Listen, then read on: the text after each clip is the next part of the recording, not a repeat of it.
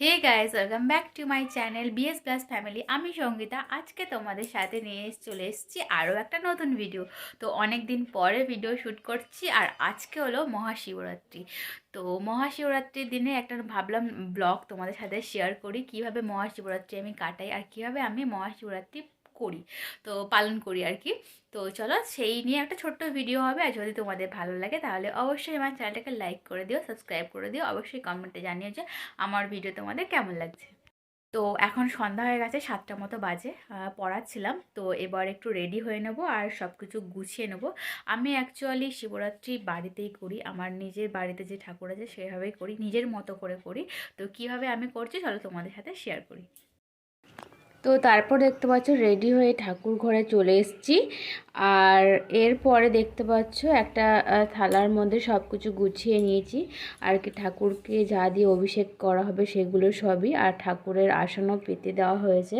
ঠাকুরকে অভিষেক করিয়ে তারপরে ওখানে বসে তারপরে আমি পূজা করব। তো এখানে দেখতে পাচ্ছ কি কি নিয়েছি তোমাদের সাথে একবার শেয়ার করে দিলাম।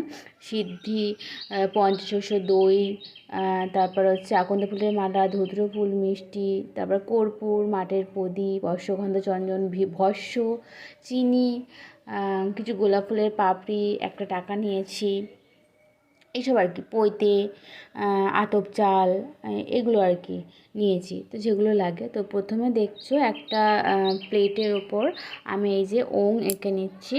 এখানে হচ্ছে এই প্লেটেই আর কি ঠাকুরকে আমি অভিষেক করাবো। সেই প্লেটে ওং আঁকার পরে তারপর একটা বেলপাতা ওখানে দিয়ে দিলাম, আর বেলপাতাতে অশ্বগন্ধা চন্দন দিয়ে দেখতে পাচ্ছ আমি বেলপাতায় 3টে পাতায় অশ্বগন্ধা চন্দন দিয়ে দিয়েছি। তারপরে এই যে দেখতে পাচ্ছ ঠাকুরকে বসিয়ে নিয়েছি উত্তর দিকে। এই যে গৌরীকুণ্ড যেটা থাকে সেটা উত্তর দিকে ফিরিয়ে কিন্তু ঠাকুরকে বসাতে হয়, বা অভিষেক যাই করো ওইদিকে কিন্তু ওই গৌরীপীঠটা ওটা হচ্ছে উত্তর দিকে থাকবে। প্রথমে ভস্য দিয়ে ভালো করে মহাদেবকে আমি ভালোভাবে স্নান করিয়ে নেব, ভস্য মাখিয়ে ভালোভাবে।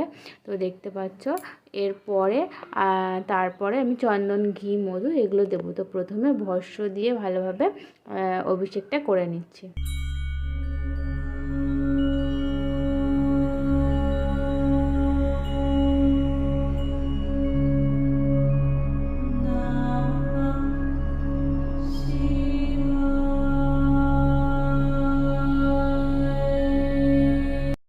তো দেখতে পাচ্ছ এখানে ভস্য দিয়ে স্নান করানো হয়ে গেছে। আর যখন কিন্তু আমরা অভিষেক করব তখন কিন্তু সবসময় নমঃ শিবায় নমঃ শিবায় আমরা জপ করতে থাকবো।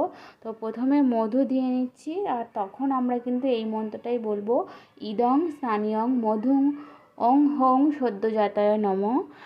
এরপরে যখন আমরা ঘি দেবো বা ঘৃত দেবো তখন কিন্তু বলবো ইদং স্নানিয়ং ঘৃতং ওং হোং বামদেবায় নমঃ।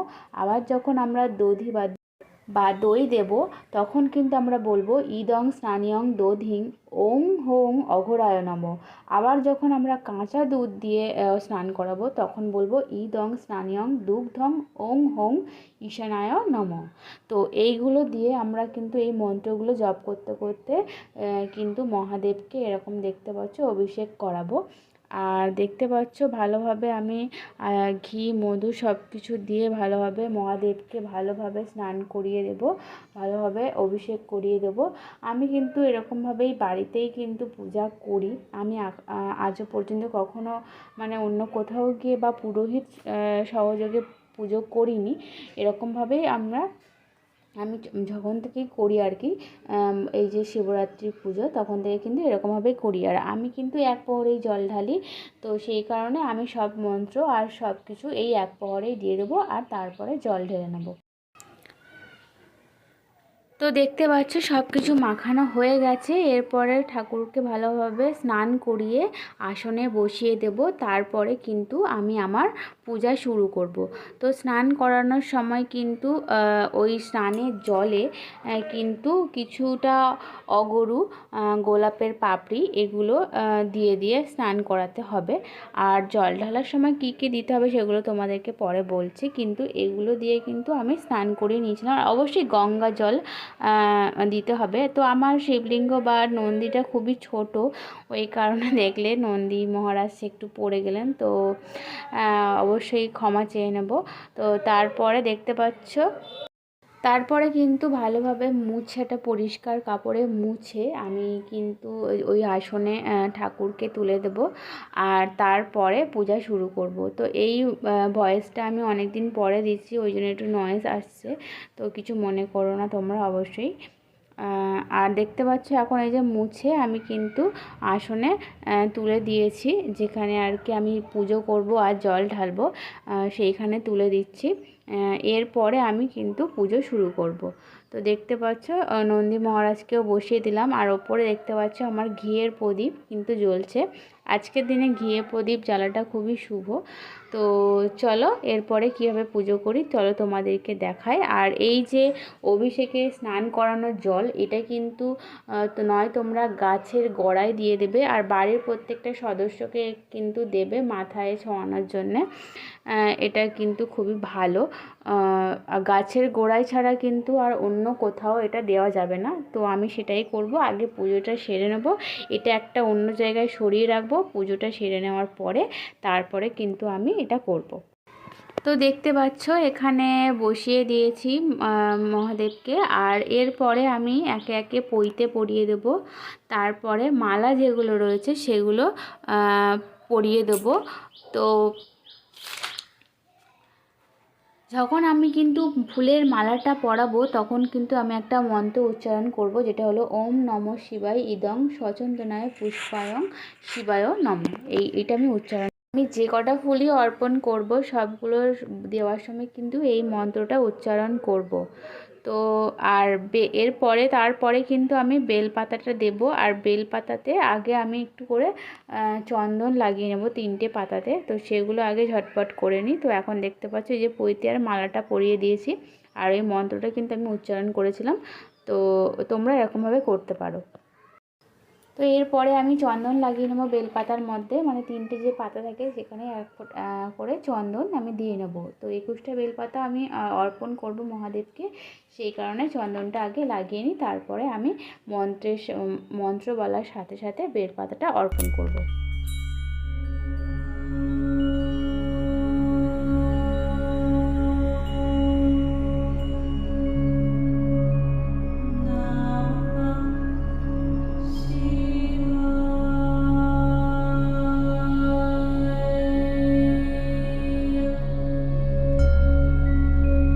বেলপাতায় চন্দন দেওয়া আমার হয়ে গেছে। এরপর আমি বেলপাতাগুলো অর্পণ করব মহাদেবকে। আর বেলপাতা অর্পণ করার সময় আমি এই মন্ত্রটা বলবো, ওম নমঃ শিবায় ইদং সচন্দনায় বিল্লুপত্রায় শিবায় নমো নমো। তো আমি যতটা বেলপাতা ওখানে অর্পণ করছি মহাদেবকে ততবারই কিন্তু আমি এই মন্ত্রটা বলছি, আর তোমরাও এরকমভাবে করতে পারো।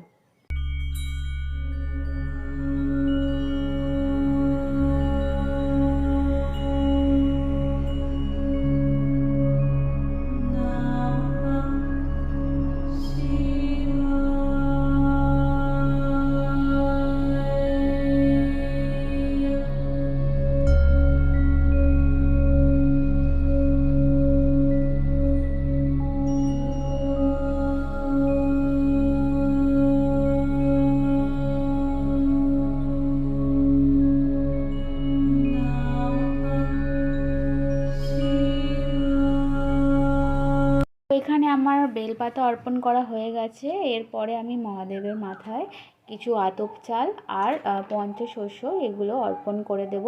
তারপরে আমি জল ঢালার জন্য ওই একটা পাত্রের মধ্যে দুধ, গঙ্গা জল, ডাবের জল, অগুরু, সিদ্ধি, এগুলো গোলাপের কিছু পাপড়ি মিশিয়ে মহাদেবের মাথায় আমি কিন্তু জল ঢালবো। আর জল ঢালার সময় যে মন্ত্রটা আমি বলবো সেটা হলো ওম त्र्यंबकम यजामहे सुगंधिम पुष्टिवर्धनम उर्वारुकमेव वंदना मृत्युर्मुक्षी यमामृतम। এই মন্ত্রটা কিন্তু আমি আজকে 108 বার বলবো আর জল ঢালবো।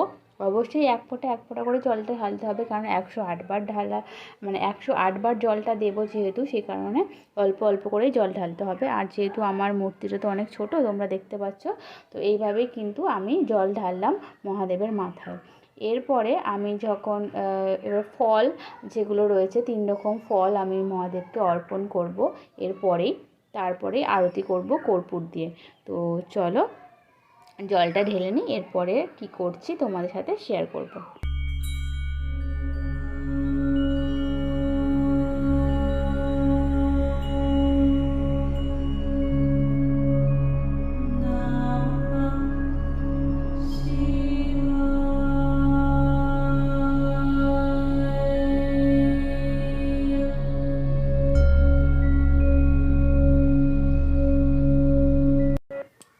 তো এরপরে আমি 3 রকমের ফল ঠাকুরকে অর্পণ করলাম, তার মধ্যে অবশ্যই বেল আর কুল অবশ্যই কিন্তু দেওয়া উচিত। আর আজকের দিনে কিন্তু ঠাকুরকে সাদা রঙের মিষ্টি দেওয়া কিন্তু উচিত। তো আমিও ভগবানের জন্য সাদা রঙের মিষ্টি এনেছি, তো সেটাই এবারে খেতে দিয়ে দেবো। তারপরে কিন্তু আমি করব কর্পূর দিয়ে আরতি। আর আরতি করার সময় আমি কি বলবো সেটাও তোমাদেরকে আমি বলে দিচ্ছি, অবশ্যই ভিডিওটা দেখতে থাকো। তো এরপরে কিন্তু আমি অঞ্জলি দিয়ে নেব। আর অঞ্জলি দেওয়ার সময় আমি এই মন্ত্রটা উচ্চারণ করব, ওং সংসার ক্লেশ দগ্ধস্য ব্রতে নান শঙ্কর প্রসিদ্ধ সম্মুখ নাথ জ্ঞান দৃষ্টিপদ ভব। এটা আমি মানে করব। প্রথমে তো নমস্য বিষ্ণু করে নিতে হবে, সেটা আমরা অনেকেই জানো, সবাই জানো এটা। তারপরে কিন্তু আমি এই অঞ্জলিটা দিয়ে দেবো। অঞ্জলি দিয়ে তারপরে কিন্তু আমি আরতি করব। তো দেখতে পাচ্ছ এখানে ঠাকুরকে তো ভোগ লাগিয়ে দিয়েছি আর অঞ্জলিও দিয়ে নিয়েছি। আর হ্যাঁ, একটা তোমাদেরকে বলাই হয়নি, আজকে কিন্তু মহাদেবকে দূর্বাও অর্পণ করা উচিত বা অর্পণ করা হয়। আমি সেটাও করেছি, তোমাদের সাথে বলিনি আগে, তো এটাও তোমরা করবে। এখন ঠাকুরকে প্রণাম করে নিচ্ছি, এরপরে কিন্তু আমি আরতিটা শুরু করব। কিন্তু আমি ধূপ দিয়ে আরতি করে নেব, তারপরে প্রদীপ দিয়ে, আর তারপরে করব কর্পূর দিয়ে। তো যখন আমি কর্পূর দিয়ে আরতি করব সেই মন্ত্রটা তোমাদেরকে আমি বলছি। সেই মন্ত্রটা হলো নাগেন্দু হারায় ত্রিলোচনায় ভস্মাঙ্গারায় মহেশ্বরায়, এটা দুবার বলবো। তারপরে নিত্যায় শুদ্ধায় দিগম্বরায় তস্মান্গারায় নমঃ শিবায়। তারপরে বলবো মন্দাকিনী সলিল চন্দন চর্চিতায় নন্দীশ্বর প্রমুখনাথ মহেশ্বরায়। তারপরে বলবো, এটাও দুবার বলবো। তারপরে বলবো মন্দায় পুষ্পবহু পুষ্পসু পূজিতায় তস্মিতকরায় নমঃ শিবায়। তো এইটা বলতে বলতেই কিন্তু আমি আমার যে আরতি সেটা কিন্তু সম্পন্ন করব।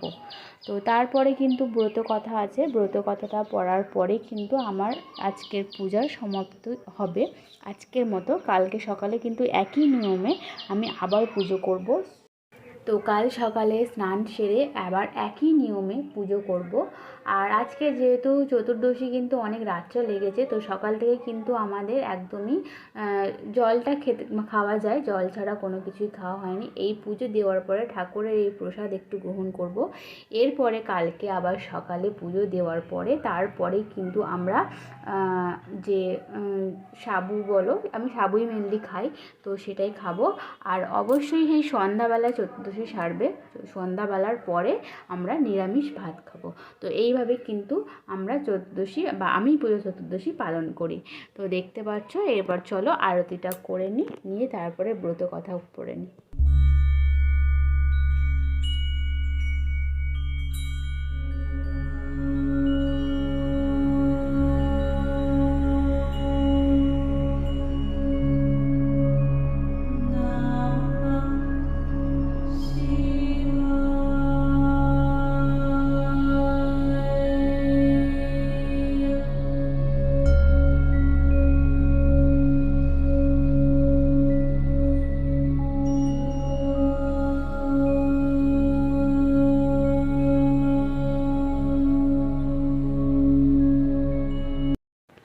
তো এটা হলো পরের দিন সকালের ছবি। তো আবার আমি পুজো করে ঠাকুরকে যথাস্থানে কিন্তু রেখে দিয়েছি।